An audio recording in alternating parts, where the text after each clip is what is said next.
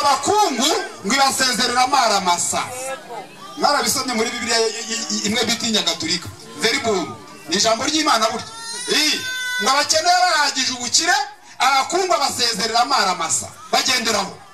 Abakene ni bande? N'umuntu wemeye ko nta kintu afite cyamujyana mu ijuru. Ntacyo yakora ngo abone ijuru. Ntacyo yatanga ngo abone ijuru. Akaba ati nge nta kintu ngira nagwa ngo mbone ijuru ndi mamari. Nta na gato yafite. Uwo niwe mukene iyo wemeje Yesu yakoze kukubera ko ntabyo ufite, Yesu akaguha ibyo ku buntu bikakwinjiza mu ijuru. Abakungu nabo ngo basezerera amara masa. Abakire ngo batahiyaho. Abakire ni bande rero? Babantu bose batura. Batura ngo bazajye mu ijuru. Muri abakire muzataha amara masa. Muzajya mu muriro. Kuko niba utekereza ko uzaturuka ajya mu ijuru ugumenye ko ari umuriro. Ubwo buri umukire kandi ugomba kugenda amara masa ugahitira igihinomo. Abakire ni bande? Babandi bavuga ko ubwo babatijwe bazajya mu ijuru. Ntabwo kwatuzwa bijyana mu ijuru nabyo. Oyi amazi se yaguha ijuru gute? Ayo ku gahanga bamwe bagapfa bamwe bakabanga guhanga niyo meza.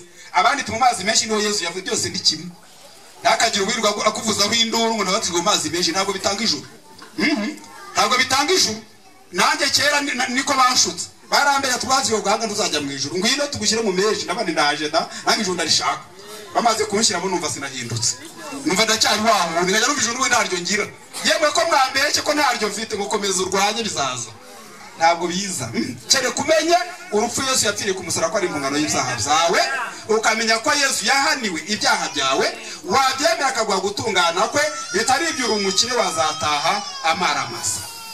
Niba wumva ko wubahirije ibyo padiri ajya avuga, ukubahiriza ibyo pasiteri ajya avuga, ugatanga icyacu mugasenga, ukaririmba ukajya mu butayu, ugahabwa Ukaristiya, byose ntabwo bitanga ijuru. Twasomye ngo uzamwite Yesu niwe uzakiza abantu be ibyaha byabo. Yarivugiye ngo niwe zira n'ukuri n'ubugingo, nta wajya kwa se atamujyanye. None se ko yavuze ko ari ujyana abantu, wowe ugashaka kujyanwa na padiri, urumva uzajyayo se? Ko yavuze ko ari ujyana abantu ugashaka kujyanwa n'amasakaramentu, gusa urumva uzajyayo? Ko yavuze ko ari ujyana abantu mu ijuru ugashaka kujyanwa n'amaturo, gusa urumva uzajyayo? Ko yavuze ko ari uzajyana abantu mu ijuru ugashaka kujyanwa no kuba muri korali, wumva uzajyayo se ubwo? Na Ukaristiya ntabwo yakujyanayo. Ata ni Yesu uzakiza abantu be ibyaha byabo. Ndagira ngo mugitahane icyo. Niba utashingiye ku byo Yesu ku rupfu Yesu yapfuye, menye ngo uzajya mu muriro. Uzajya mu muriro, bazakuririmbira ko wabonye ijuru, bazagusabira uko ridashira, ariko uzisanga. Nagiraga mama yari umunyagatolika cyane, yari umurejiyo, aba no mu bindi ngo bita umutima mutagatifu wa Yesu, akazinduka cyane. Ariko nkabwira nti mama rero nutizera Yesu uzajya mu muriro. Ukwiye kumenya ibyo Yesu yagukoreye, ukizera urupfu rwa Yesu, bitari ibyo uzajya mu muriro. Arambwira ati mva rero mwana, batisimu yanjye yaranduhije. Yavukaga aho bita Imururu, akajya ngo kwiga Bibiliya. Babatizwa n'umuzungu witwa Padiri Kinori, niko yajyaga mbwira. Ati batisimu sinshobora kuyiha. Akuva ko yizeye Yesu yabahombye batisimu yaruhiye. None se batisimu yamumariye iki? Umunsi apfa ndibwira abantu turi kwirimbi. Ngira abantu abwira nti mama rero ntawe umusha kumukunda muri mwebwe. Uko mumubona yagiye mu muriro. Namubwiye kwizera Yesu yaranze. Mubwira ko yemera ubutumwa bwiza ararwana. Akavuga ko afite batisimu yamuruhije. Batisimu yakuruhije ntabwo yakujyana mu ijuru. Kuba warize kure ntibyakujyana mu ijuru.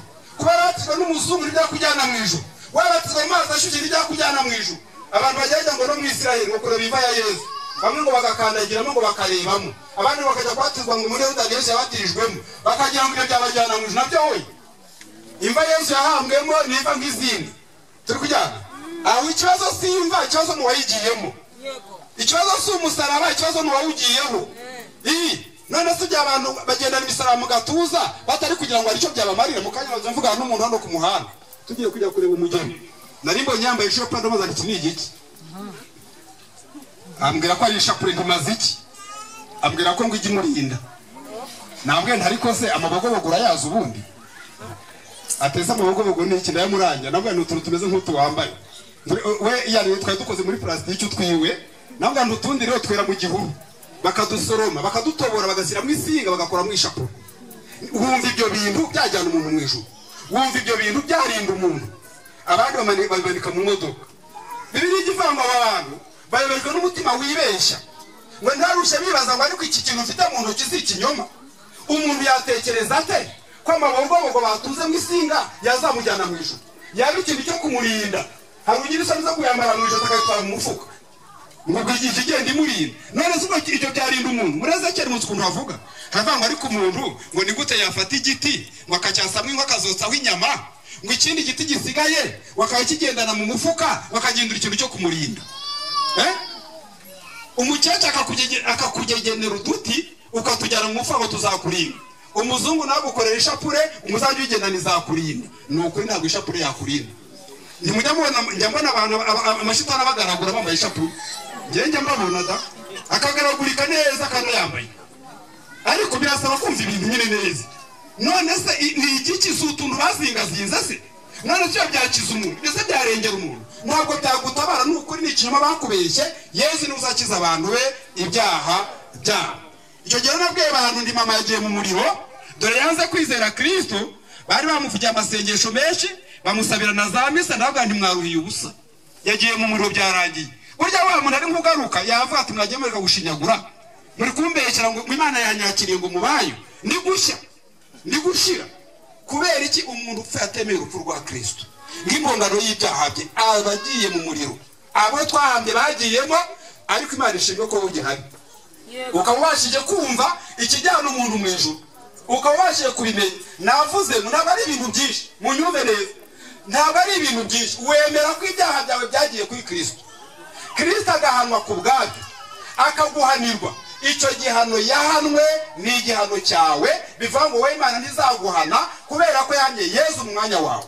wabyemera mu mutima wawe, Yesu akaguha gutungana kwe, ikaba ingurane y'ibyaha byawe yishyizeho. nicyo umuntu yemera mu mutima akabyawe n'Imana. ntabwo bigombera kuba umuporo, ntibigombera kuba umunyagatulika, ntibigombera kuba umudive. amadini yo ni ubwambuzi. nabivuze nzanabisubiramo ko na Yesu yarabivuze. yavuze ko ari ibisambo, yavuze ko bajya bahindura umuntu ngo yemere idini yabo, ngo ariko yamara guhinduka ngo akaba inshuro ebyiri ku mwana w'igihe inono. biranditse Matayo 23 muzasome. ababwira ko bazabarishana uko ari indyarya, ko bajya boza inyuma y'igikombe ngo imbere ari umunuko. koza inyuma bavuze murabyumva, ni uko kwigira mwiza. agafata umudari agashyira aha ngo ni padiri cyangwa ni padiri, agafata undi turu twerekana ko ari uw'Imana n'amakazi agera ku birenge. ibyo byose ni ukoza inyuma, ariko ngo imbere haba ari umunuko. kuki ari umunuko? nuko nta Yesu ubamo. iyo utizeye Kristo muri we aba ari umunuko. arongera bavuga ngo ni nk'igikombe cya zahabu, ngo ariko imbere harimo ibizira. inyuma akigira neza, akivugisha buhoro, bakamwita umukozi w'Imana. abantu bose bahamagara abakozi b'Imana bakafata intebe y'imbere, ariko ngo imbere ari umunuko, ngo nyamara inyuma ngo asa n'igikombe cya zahabu. birashoboka nawe ukamera gutyo, ukagira ibyo wambara kugira ngo bajye bamenya ko uri umukristo, ariko imbere nta Kristo ubamo. utigeze umenya agaciro k'urupfu rwa Yesu, utarigeze wizeye ibyo Yesu yakoreye ku musaraba, ni ukuri upfuye warimbuka. birasaba ngo wizere ubutumwa bwiza, wizere ibyo Kristo yakoze mu mwanya wawe. idini uritera umugeri ntawe ryajyana mu ijuru. icyo ribereho ni ukukwiba, ni ukukwambura. niko Yesu yavuze. Yesu yaravuze ngo ninjye mwungeri w'intama, ninjye mwungeri mwiza, ngo abambanjirije bose ngo bari abajura n'abanyazi. uri kubyumva? abavanga umujura ntazanwa n'ikindi, ngo keretse kwiba no kwica no kurimbura. idini nta kindi rimaze, ni ukukwiba gusa, ni ukukwiba. kandi uko ari kwiba rikaba ari kukujyana mu rupfu, ubundi ukazarimbuka. Bibiliya niko ivuga mu rwandiko rwa Yuda. Yuda yarabyanditse, aravuga ngo abantu banyuze mu nzira ya Kayini. uri kunyumva neza? abantu ngo banyuze mu nzira ya Kayini. Kayini muzi ibintu yakoze. Kayini Imana yaravuze ngo bayizanire amaturo. Kayini ajyana ibintu yesheje, aba arajyana itungo riva amaraso. ngo Imana yemera Kayini kubera ko itungo ryashushanyaga amaraso Yesu azapfira ku musaraba. urufeza azapfira ku musaraba.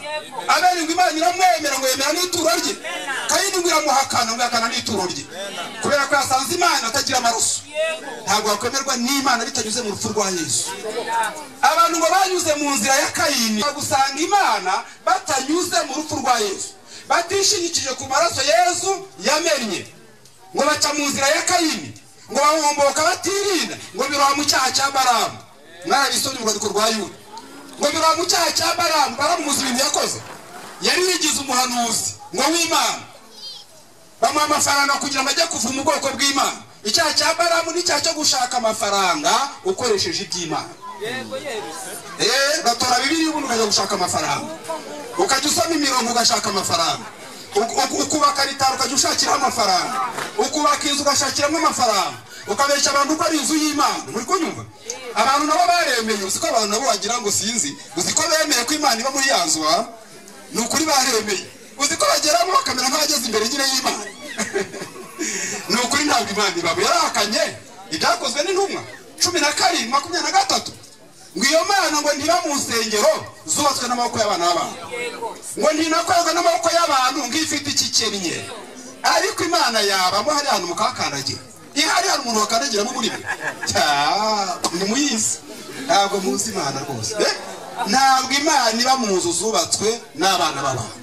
Imana yavuze ko izatura muri wowe, ikagendera muri wowe. Iyo wemeye urupfu rwa Kristo, Imana ikwinjira ikaguturamo. Yesu niwe wavuze ko azaturamo akakugenderamo. Iyo ubyemeye yinjiramo akaguturamo, ugahinduka inzu y'Imana. Kandi ntazijya mu yindi. Umenya ko inzu y'Imana ntiwazongera kujya gushakira Imana mu nzu. Ni ukuri ntabwo ibamo. Yabamo bya byaha byose bikabamo, yabamo bya bisambo bikabamo. Ni ukuri ntabwo Imana ibamo, yarakanye pe. Ntabwo mbeshya, biranditse mu ijambo ry'Imana ko itazaba mu nzu zubatswe n'amaboko y'abana baba. Ishaka gutura muri wowe. Ntabwo Imana yaza kuba mu nzu, ntabwo bishoboka. Yashimye gutura muri wowe ikajya ikugendamo. Umuntu utari mu Imana azajya mu ijuru. Bisanga Imana ibikurimo, ijyamo wemeye bya bintu nakubwiye, wemeye ko urupfu rwa Yesu icyabaye igihano cy'ibyaha byawe. Ndabisubiramo kenshi kugira Imana igufasha byibuze ubusubire, ikuzibura amatwi. Navuga nsaba n'Imana mu mutima kugira ngo ikumenyeshe ibyo bintu, umenye ko igihano Yesu yaha urupfezi yapfire ku musaraba ntabwo rwari urupfu rwe. None se nihagira umuntu ushyira urutoki hejuru ambwire niba Yesu yarazize ibyaha bye, ibyaha bya Yesu. Yesu yari yakoze ibyaha kugira ngo apfe? Hari ibyaha Yesu yari yakoze? None se niyo atari yabikoze kandi Imana yaravuze ko ibihembo by'ibyaha ari urupfu, ubwo Yesu yazize iki? Ibyaha byanjye. Ibyaha byanjye. Ibyaha byanjye. Nawe kurwaye ruhande umenye ngo ni ibyaha byawe. Apana kubimenya nk'amateka, apana kubifata mu mutwe ngo yazize ibyaha byanjye. Oyi, niba uvuga ngo yazize ibyaha byanjye, ubu uhise uvuga ngo sinzabizira. Ntabwo Imana ngiye zampana, Yesu yarampaniwe nuko kumenya urupfu rwaye. Kandi urabyemera nakaguha gutungana kwe kukaba ukwawe, ukaba intungane imbere y'Imana, ukaba wemewe n'Imana. Naho ibindi byose ni ibihanisho. Nandi kuvuga ko Yesu yavuze ko abamubanjije bari abajura n'abanyazi, bariraga bakambura abantu. Umunsi umwe basanga mu rusengero bakubita, bari kwibiramo, bari kuvunjiramo, bagurishamo ibitambo. N'uyu munsi insengero cyo zibereyeho no kwibiramo. Ni ukuri no kwibiramo, ariko kwibisha amayeri, ibyo bita escroquerie mu Gifaransa. Ni ukwibisha amayeri, umuntu akagukora mu mufuka adashizemo akaboko. Umutima ukajya uhagaze ngo sinabona amafaranga y'Imana, ukajya udasinziriye ngo urimo ideni ry'Imana. Ati amasakaramentu barayanyimye. Hari umubyeyi ukorera ahantu mba, afite umwana ngo uzabwa amasakaramentu. Umubyeyi yarahangayitse cyane, ajyayo umwana yaza ati bantumye ibinini, umwana yaza ati bantumye igipande cy'umubyeyi wabatisiwe, kandi ngo uzatanga amafaranga ya nayo. Umubyeyi umutima warahagaze, ari kubwira ati nyamune muntabare mumfashe umwana ahabwe amasakaramentu.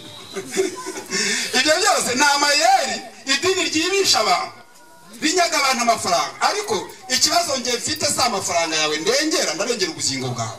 Nshaka ngo umenye ko Kristo ahagije kukujyana mu ijuru, idini n'amafaranga n'ibikorwa byawe bitabigize mu ruhare.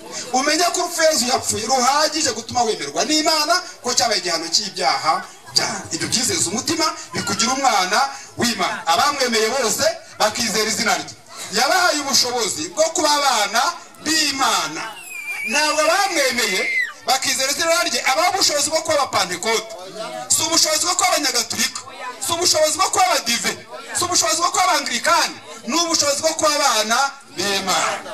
Kandi iyo umuntu ari umunyagatulika atari umwana w'Imana arabizi. Uramubaza ngo usengera hete ndi umunyagatulika, ukibaza se gatulika ni irindi zina rya Yesu cyangwa ese wowe usengera ati ngende umupantekote wuzura umwuka wera. Ukibaza se Yesu yitwa pantekote se burya? Nuba ngo abantu bayobewe Kristo bayoboka idini. Ariko ndakubwira ngo wakire Kristo, wemere ibyo Kristo yakoze kugira umwana w'Imana, idini ryo wazajyana ryo mu muriro mugenzi wanjye. Ariko nshimiye Imana kuburaha aya magambo akakugeze mu matwi, ukaba uyumvise. Imana nigufasha urayizeza umutima, nta biganza turi bukurambe icyo ngo bikunde bibe byoya. Bibiliya avuga umutima ni umuntu yizeza akabarwaho gukiranuka. Urabyemera mu mutima ukabarwaho gutungana kwa Yesu. Imana ikakwemera ikavuga ngo uri umwana wanjye, ngo uyu munsi ndakubyaye. Navuga nti rero Imana ishimwe niba wamaze kubyizera mu mutima wawe, ubwo Imana yakwemeye. Niba wamaze gukinga umutima ukaba wabyemeye ngo arega nta mashuri bisaba, ntibisaba kubitekerezaho cyane, ubyemera uko Imana yabivuze. Kandi Yesu ntabwo ari upfe none, Yesu yarapfuye byararangiye. Ubundi ni igikorwa yamaze kugukorera, ahubwo wazize kutabimenya. Nta nicyo gituma idini ryakuyobeje rikaba rigucura micuno minagano, rikwerekeza iyo rishaka, kubera ko ntabwo wabimenye. Wamenye ibyo Yesu yagukoreye rikajya rikubwira ibindi wakora, kandi ibyo wakora ni ibyo urikora, ntabwo ari ibyo ukorera Imana. Kuko biritubwira ko hari abantu bazi ko bakorera Imana, ariko Yesu ngo azabwira ngo nimwumve imbere, ngo bazabubwira ngo twarahanuraga mu izina ryawe, twarasengaga mu izina ryawe, twarimbaga mu izina ryawe. Nawe ngo azabwira ngo nimwumve imbere mwangozi z'ibimwe, ntabwo mbazi, sinigeze no kubamenya. Uwo munsi ngo niwe azaberurira. Ariko niwizera Kristo ntabwo uzaba uri muri abo bantu. Iyo wizeye Kristo wemerwa n'Imana, Imana nayo ukaba umwana wayo, nayo ikakubera umubyeyi.